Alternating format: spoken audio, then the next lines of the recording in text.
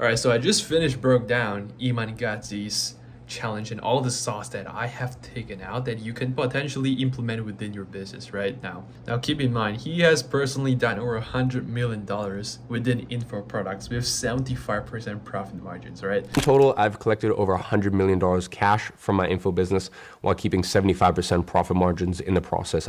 It's crazy. He just bought over consulting.com, slide his freaking face over it. It's pretty funny, right? But the stuff that he shared within this challenge is probably one of the best stuff that I've ever seen from Iman, right? Now keep in mind, I've broken down a ton of Iman's challenge, right?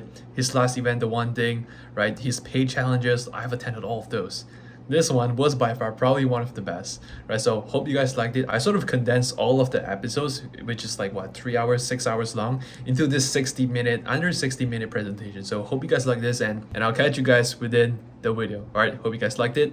Peace out. All right, so Iman is notorious for his structured revenue events, right? Or events that he runs each and every quarter that allows him to acquire the capital needed to pay his team or the revenue needed for the entire year within his info business. It's like he has this event that surges cash and sustains through the entire quarter till the next revenue event. And what is allowing him to accomplish all of that are through these 5 key levers that he pulls, which are content, revenue events, business intelligence, talent acquisition, as well as the operations, because systems, they do not work in isolation. Content without revenue events is like traffic without monetization. Revenue events without business intelligence is like you have this cash surge but garbage leads. Business intelligence without talent is like you have the insights, you have the brain, but you cannot execute on, right? You cannot turn thoughts into reality. And the fourth one is talent without operating system. It's like A players without a winning playbook, right? So if you are an infopreneur or coach looking to install the same exact systems as this, check the first link in the description. So each system works together to produce that $100 million in sales with 75% profit margins with Iman, right? So Iman really prioritizes profit over revenue across these 5 segments, right? And in a quick minute, you will notice how these 5 systems work together and how we can install that within your business as well. So let's start with the $100 million content system that Iman shared that you can potentially install within your business, right? So now the traditional funnel within the content ecosystem is that a lot of people, they are running what's called the traditional funnel, where their business is dependent on paid traffic, and when it dies, it stops, right? Their business dies when ads stop. CPMs are constantly rising with conversion rates dropping, right? Costs more to acquire the same customers. And you're essentially pouring money at the top, hoping that the conversions can increase at the bottom, right? And each ad replaces the old fatigue one, which causes you to narrow compound and always needing to replace the old ad that was being fatigued before. Whereas the flywheel system that Iman has developed allowed that VSL to compound over time. I think he had like 20 million views within his VSL, right? Which was crazy. And each new video that you publish online adds to the existing momentum your public VSL has, right? And the result of this is that YouTube essentially pays you to find buyers via AdSense to push them through VSL where you're selling them. So essentially YouTube are paying you to sell to your audiences essentially. And one really good hack I got out of Iman's event is that YouTube really only track these 2 metrics to determine how successful a video is, which is the CTR, meaning how many people click versus the impressions click through rate, as well as the session watch time, right? Another key thing to take note of is YouTube's fractional exposure process, right? Where once you publish a video, YouTube's algorithm would split it into different audience segments. So let's say this one's audience segment 1. If it is high engaging, it's gonna split into another audience section to split whether it is high engaging or low engaging. And based on the results, it's gonna split again, and the cycle repeats itself infinitely, right? So how does this content system comes into play is through these 2 methods, the content research method, as well as the implementation steps after you have the content research. So let's start with phase 1, which is R&D mining, right? How can you come up with content that you know that once you launch your revenue events like Iman did, you can scale to those big numbers that can sustain your business throughout the quarter or throughout the year, right? Phase 1 is the R&D mining, research and development mining, which lasts from day 1 till day 30. Now with this, you want to essentially list 10 to 15 pain points that your ideal customer Googles at essentially 2 a.m. okay? And then film 15 to 20 quick videos, which are 10 to 15 minutes each, low production, straight to the camera, just like this. Answer one painful question per video. And those questions can be split into two types of videos: question-based videos as well as solution-based videos. A little typo that don't know how that happened, but question-based videos sounds something like this. Hey, how can you close deals in 2025? It piques a curiosity. Whereas solution-based videos are essentially videos that are out there to answer the question-based videos have been created. So for example, let's say you publish a question-based video asking, hey, how to close deals in 2025.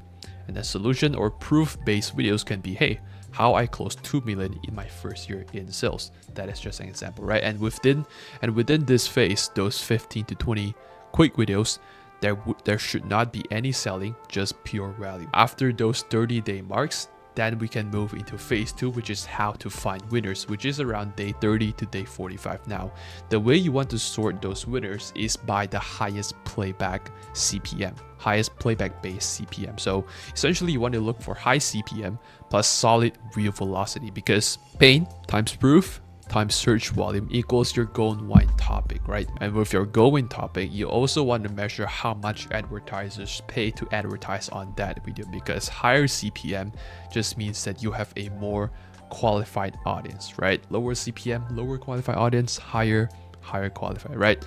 Now let's move on to phase 3, right? Because after you have published 15 to 20 quick videos answering, giving value to your audience, and you know your going topic, phase 3 is where we move to creating the flywheel VSL. Now this flywheel VSL is about a 30 to 45 minutes in-depth training on your winning topic, right? And the product should be framed as the obvious next step for the audience to take after watching that entire video, right? And the viewer should feel like they discovered it, not that you pitched. And the way to do it, I'm gonna cover it in a second. You know, it is a way I've learned from watching Iman's event, right? Now phase 4 is to retrofeed feeder videos. And how this one works is that every other video, once you publish after the VSL has been publicly published to YouTube, at 60 seconds you want to add a card linking to the VSL, as well as your end screen card link to your VSL video as well. And not only that, not only from the card, not only from the end screen,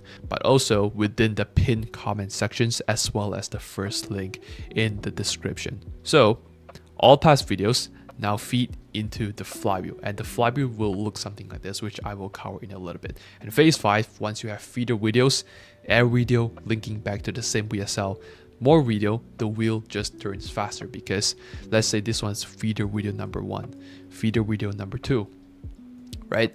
The link in description, the comment section, right? The card, the end screen description, every single video routes back to the VSL. And what this one allows you to do is that, hey, your CPM rises, session watch time increases, and YouTube does the retargeting for you essentially for free, because the two metrics that YouTube tracks are high CPM as well as high session watch time. So when each video are being published or pushed back into this VSL video, it pushes these two sections, which is the CPM plus the session watch time. That is one part of his big ecosystem, allowing him to scale to those $100 million collected within Info product. The second system is his business intelligence, which is the lead scoring system that he has gotten it down in, right? So the core problem being solved here is that competitors are optimizing for cheap leads instead of buyer leads, right? And right now within the industry, Iman says that, hey, conversion rates for people that are running ads are decreasing, right? Previously it was around 2%, but right now you're even lucky to get those sub 1% or even 0.8% at the least, right? Rising CPMs with dropping ROAS, right? People are finding garbage leads into great funnel, which explains why the conversion rates are dropping, right? And since Iman's method is very event heavy, Iman has got his team and his system dialed into where there's 8-time revenue swing between top tiers and bottom tiers. And you'll find this out in a second, but he categorized each lead, right? From lead A all the way to lead B through his lead scoring system. Lead A converts around 2.5% and brings in around $83 on average per single lead A lead, right? Whereas lead D is only around that 0.3% conversions and have around the $10 earnings per lead. So Iman has this restaurant analogy, right? The best competitive advantage isn't like a crowd that just ate, but a hungry crowd. So essentially, you want to stop feed people who just had a 3-course meal, but instead you want to find people who haven't eaten in 24 hours, which is the differentiation between lead A all the way through lead D. So what I'm about to share is essentially how Iman categorizes those, right? So within his lead scoring data points, where does he get all of the data is through these 8 single points, right? First point is the source of the leads. Now, typically it's more so from the UTMs, right? But Iman says that YouTube converts the most more than Instagram as well as more than TikTok. And then the next question would be the age, right? Every 5-year increments from 18 years of age to 40 years of age is a 20% conversion increase, right? So Iman tracks that 18-year-olds on average have 44% below average conversion rates, whereas 36-plus-year-old has nearly doubled the average conversion rate, right? Third thing is the country. Now, typically it's from the IP address, but they found that leads from countries like Canada, Germany, Australia, and New Zealand have 50% more likely or chance to convert. US have 70% more, chance to convert. Excuse the little misspelling there. But then UK has 35% likely to convert, basically half the US. What's going on? Okay, number 4 is the previous business experience. So Germany, excuse this, we forgot to change this, but whenever they have previous business experience, Iman says that they have 30% more likely to convert versus people who have not, right? Education level, if they are in college, that is a negative 50% conversion rates, which is around $13.52 per lead on average, right? But college graduate have a 50% more chance to convert, and leads that answer this question have on average $28.70 per lead if they do bring in a lead that is a college graduate. But then post-graduation have a 70% plus conversion rates, right? Next thing, they also track this employment status because people that are employed are 2 times more likely to convert, right? And so as the monthly income, because high income correlates with higher conversions. But sometimes they also ask the savings amount because some people have the income but they have no available cash to invest in themselves, right? But sometimes if they have 2K plus save, there's a 100% to 200% more likely that they are going to invest in themselves and buy your solution. Okay, so the scoring system implementation that Iman shares is pretty simple, right? You do not need to care about the CPL because not all leads are being treated the same, right? And I'm going to share how each lead gets treated according to Iman, right? So each answer that they gave based on those 8 questions gets a positive or a negative score, and the total score determines the tier of the lead. If they have 500 plus scores, they are lead A. If they have 300 to essentially 499, they are considered as lead B. 0 to 299 around lead C, and then if below 0, I don't even mention it, they're like lead D, right? So each lead gets a different treatment. Lead A, for example, they get reached out by a personal concierge that are being assigned immediately via WhatsApp, or essentially, they get manually reached out to essentially remind them of the event and remind them to show up to the event, right? They have 3 times higher conversion when attending the event live, essentially, according to Iman, right? But then lead D, they essentially have minimal investment from Iman's team because there is no point spending money on a 0.3% converters, which are lead Ds. Okay, and the cycle looks like this, right? Because most people within this space haven't really run too much events. So if you're running your first event, you typically have to guess how much you want to essentially give the score to the lead. Let's say they have invested in themselves before, categorize them as, hey, 300 extra points, etc., right? So run promotion, collect survey as well as the conversion data on each and every single event, score the different survey answers, and then match top profit campaigns with the highest scores, and the perpetual cycle just keep continuous because if you haven't started, you really want to start playing with scores for every single answer until you get to a point where campaigns that generated the most profits are the one that always have the highest lead scoring and optimize to a point where they almost have a 1-to-1 correlation between profit and lead, right? So at the start, if you haven't run any events, you probably gotta guess, but as that cycle continues, your goal is to essentially get to those one-to-one correlation between profit and lead scores essentially. Okay, so the feedback loop within this lead scoring system from Iman is that people would click the ad, but then they get redirected to the registration page, which in other words is the landing page, right? So once they click on the landing page, they give out their name, email as well as phone number. They then get lead to another thank you page, right, where a survey video is there, and usually at that point, this is where those 8 questions are visible on that page. And usually Iman would publish a survey video persuading his audience to essentially fill out the form in exchange for a, essentially like a workbook or a lead magnet. Okay, then they fill out the survey, boom, they get redirected to the next page, which is either a WhatsApp group or a one-time offer OTOs. So once they have those, obviously media buying team optimizes for profit instead of cheap leads. And that summarizes $100 million business intelligence, which is the lead scoring system Iman has. Now the third system, which is probably one of the most fun one in my opinion, is the $100 million revenue events or the conversion events, right? So now the core problem being solved here is that people within this industry, they are constantly selling, constantly pushing out their high ticket offers on the front end, right? And conversion rates are declining because of the constant pitching, because your audience sees the same promise, they see the same angle, they see the same message, same funnel, same pitch all of the time. So it's like people are scrolling past your offer like they're scrolling past banner ads from 2004. It is just a little bit old school, right? And so most people that run webinars right now, let's say they get 100K views on a YouTube video, maybe 5K register. Off of that 5K register, they could probably gotta dial in the webinar show rate, right?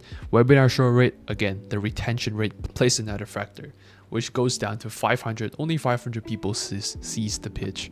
So now, when only 500 people sees the pitch, there's at least gonna be 25 people that buy, which is compared to a 100K video, this is a little bit less. And I believe Iman said this, right? Because a lot of people, they see this equation.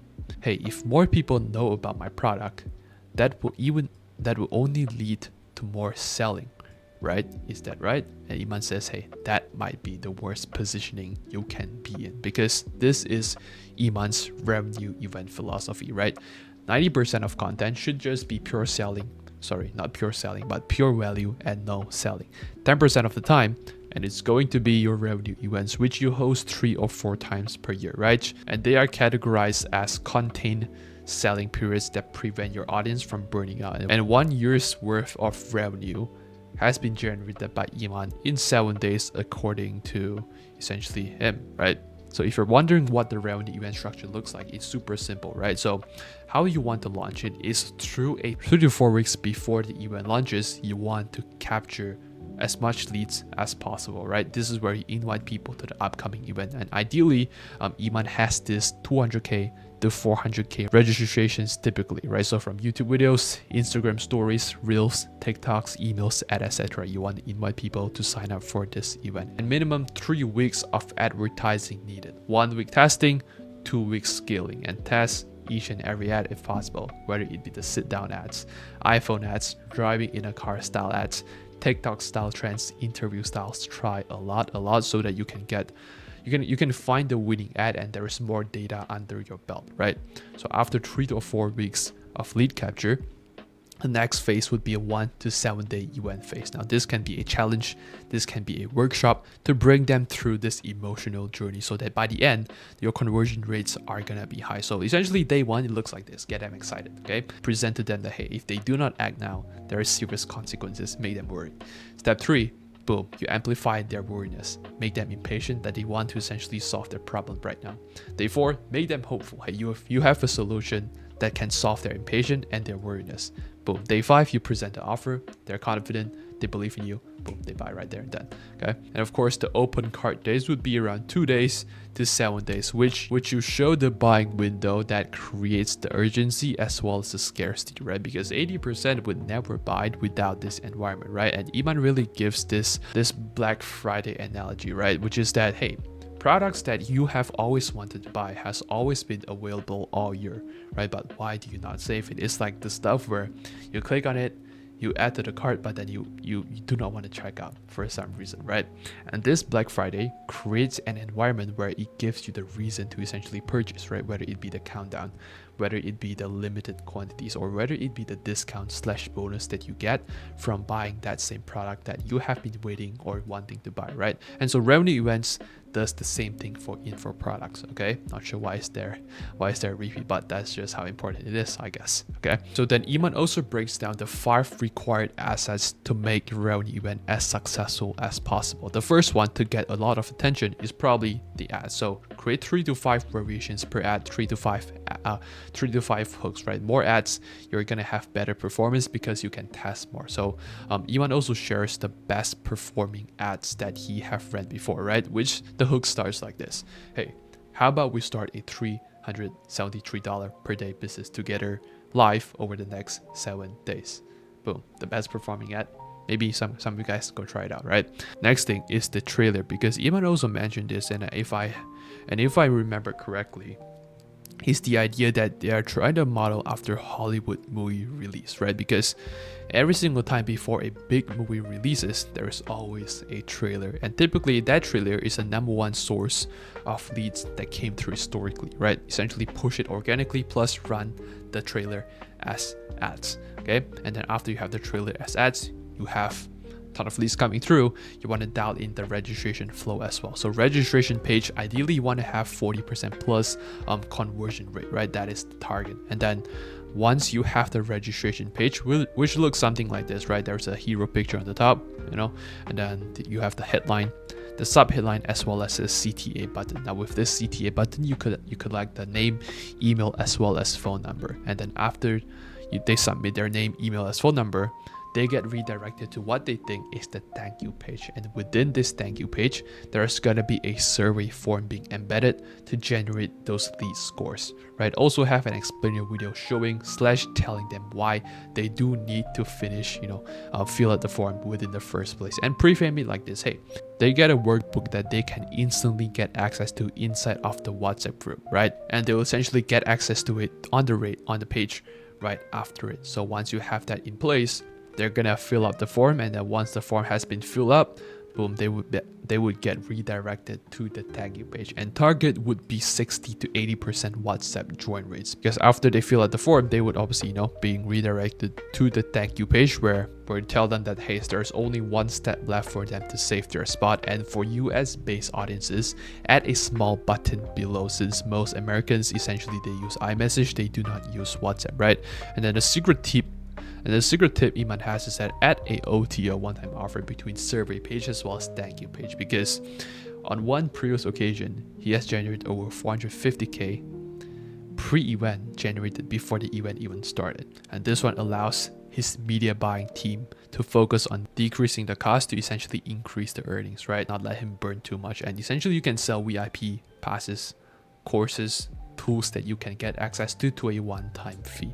Next, after you have around those 200K to 400K plus leads, the next level you can pull is to dial in the episodes that you are gonna be publishing, that you are gonna be pitching them, right? So with this episodes, Iman's team typically spends around 1 month worth of time to script down the videos as well as break down each episode. And within each episode, the flow looks something like this, where episode 1, it is for you to present the opportunity and open the loops for the next coming episodes. Episode 2 is for you to show the solution, and episode 3 till 5 is where you drop the offer and nudge remaining prospects and give them urgency and essentially give them like a reason to purchase your offer, right? And last but not least would be a dialed in sales page, where it is very offer centric as well as transformation centric, right? Because people already understand the problem as well as they understand you have the solution. So you gotta really focus on why your offer is the best vehicle to get them from point A to essentially point Z.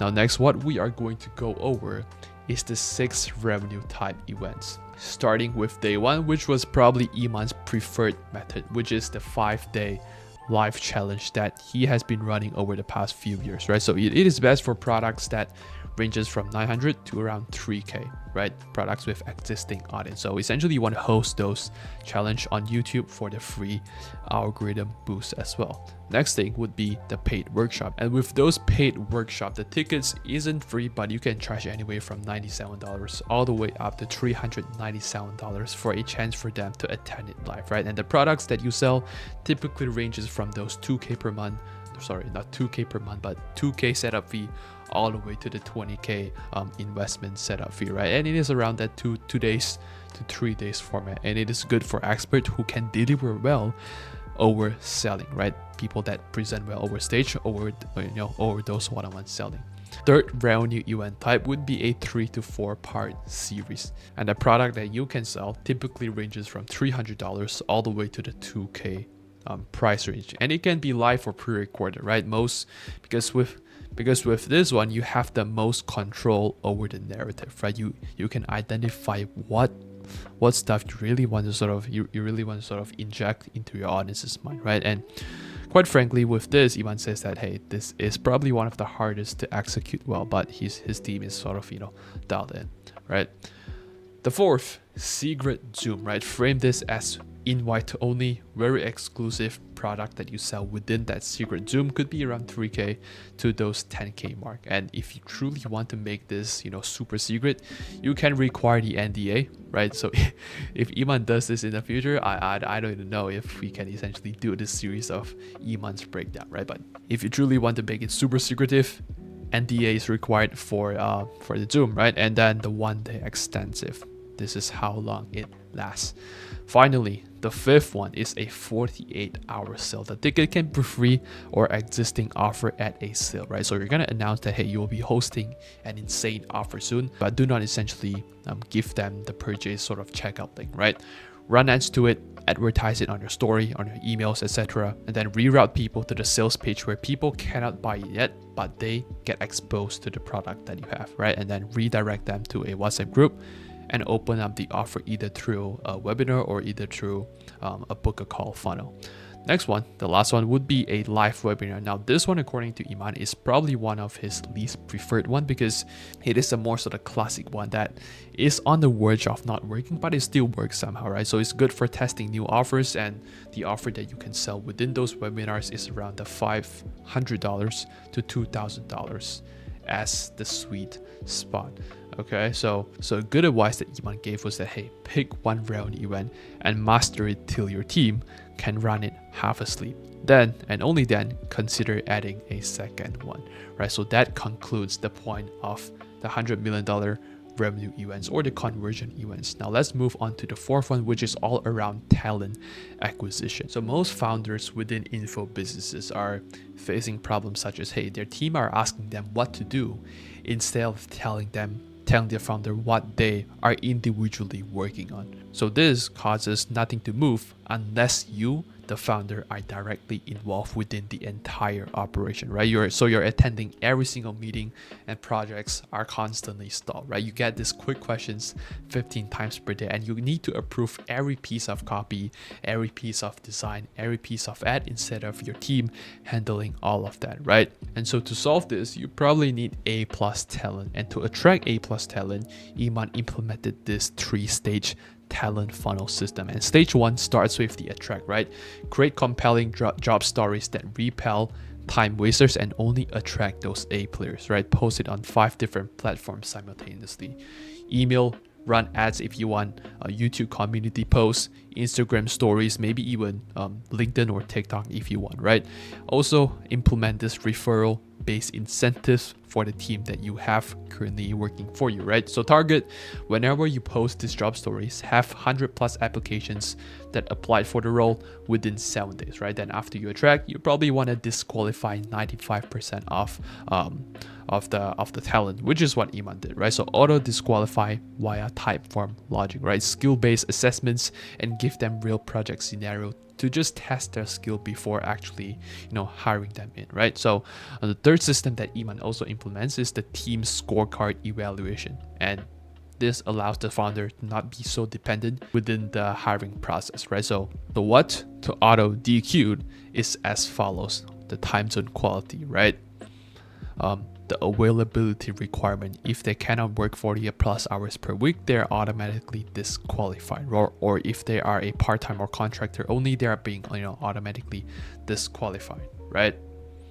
And the rationale is that, hey, they do not want employees that have multiple different focus, right? Third thing is the value alignment, right? To see if they actually fit in your working culture. Fourth, portfolio working example to see if you are competent or not. Fifth is the secret attention filter, right? And how Iman's team does this is like, they would say something along the lines of, hey, include a unicorn emoji in the last answer. So if the unicorn emoji isn't included within the last answer, they're gonna be essentially auto disqualified. And the result is that 70 to 80% of the time, people would self-eliminate before you even speak to them. Okay, so once you have around 5% off of the 100% that applied, the third stage would be to assess whether they are fitting to work within your company. So culture fit interview would begin with your team leader, and a 30, 60, 90-day scorecard system would start to play out. And the target is to make sure A players stay for the long haul instead of stay for the short-term goal. In other words, you want to attract missionaries rather than mercenaries. And the team scoring system looks something like this, right? So let's use an editor for example, right? Give him a 48-hour deadline with specific deliverables, and it looks something like this. Hey, if you're hiring an editor, give them those clips and have them clip it into a 3-minute video on selling digital products. Include captions, include 3D animations, include those brand music, have a clear CTA, and upload to unlisted YouTube link instead of Wistia, instead of Vimeo, instead of some other software.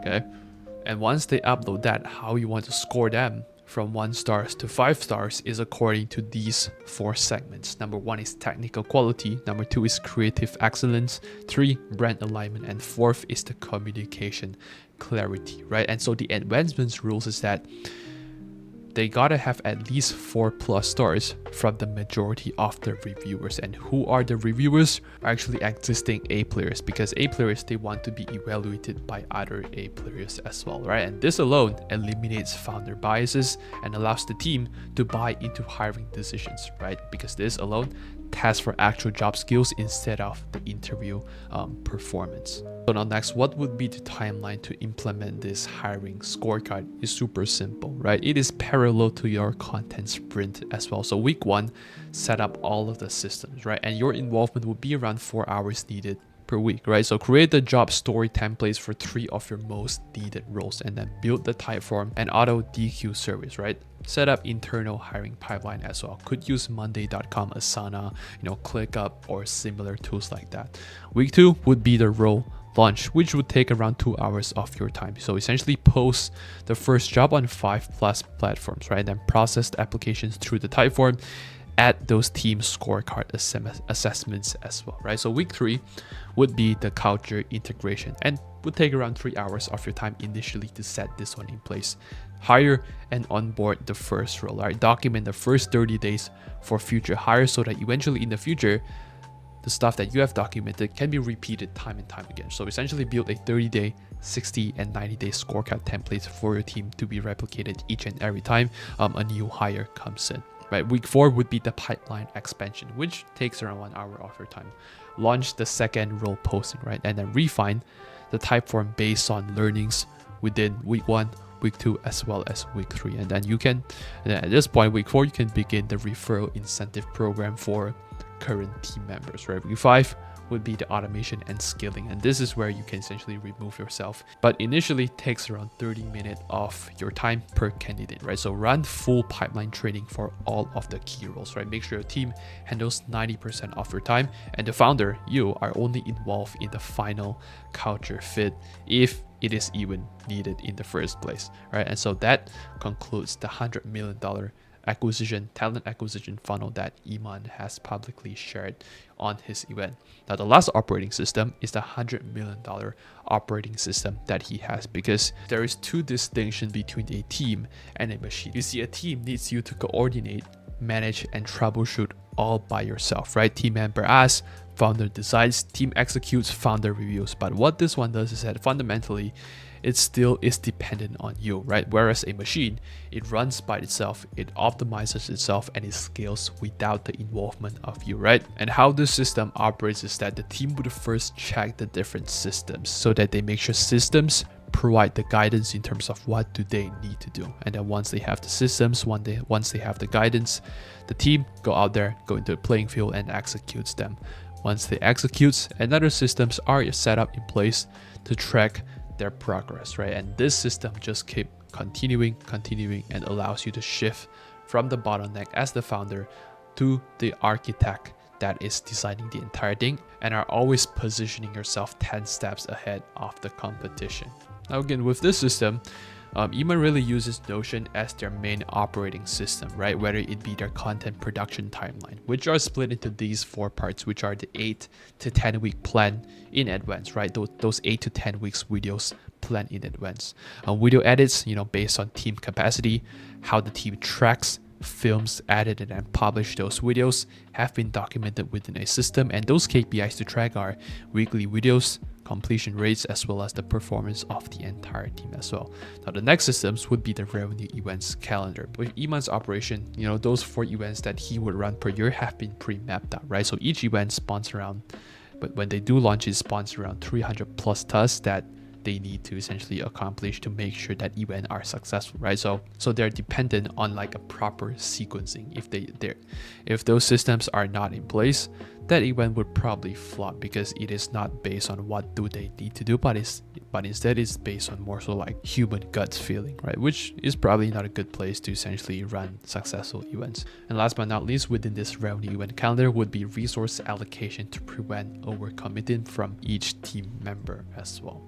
Now the 4th part we are getting there is the CRM automation, because within the CRM, it tracks each and every customer from the lead all the way to a customer, all the way to track whether if they are successful within the program or not, right? Because it auto creates the new onboarding tasks when the sales are completed, right? There are specific tasks that Iman has to onboard each and every essentially new client that pays, right? And if you're selling high ticket, you can use Close.io. If you're selling mid ticket, low ticket, you can use WAP or essentially HubSpot as the CRM. And then team performance dashboard, individual and team KPIs get tracked in real time. And they have also installed this capacity planning to prevent unrealistic timelines for their team, right? As well as the performance reviews are being automated from task completion, alongside with the transparent metrics, so people know if they are doing well, doing bad, or essentially how they are feeling within that work day as well, right? And with this one, it's like there's this multi-layer quality gauge. Layer 1 would be the template-based creation, which states that, hey, all deliverables start from proven templates that are impossible to go off route. Once we have that, layer 2 is the peer review process, and it states that, hey, and when 8 players are working together, this one allows for distributed quality and not founder dependence, which leads us to essentially layer 3, which are the automation as well as manual quality checks. Now with this layer 3, AI scans for common errors, for example broken links or essentially misspelling, right? And so multiple department heads are reviewing important assets during this layer, and every single week there's going to be a task force calls test to essentially improve the entire system within layer 3. And last but not least, layer 4 would be the final performance plus feedback loops, right? So this is essentially like a post-mortem, which are the debriefs after each project, right? So results of this event flows back to improving the templates so that the next event can be more successful, and the cycle keeps continuing. So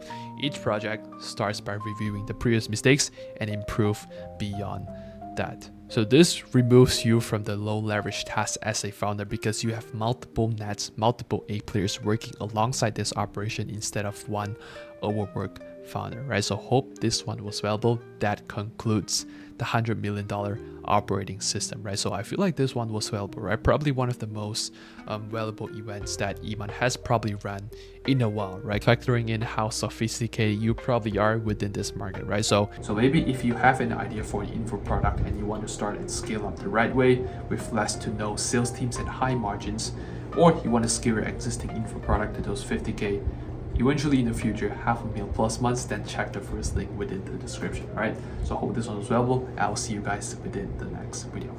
Peace.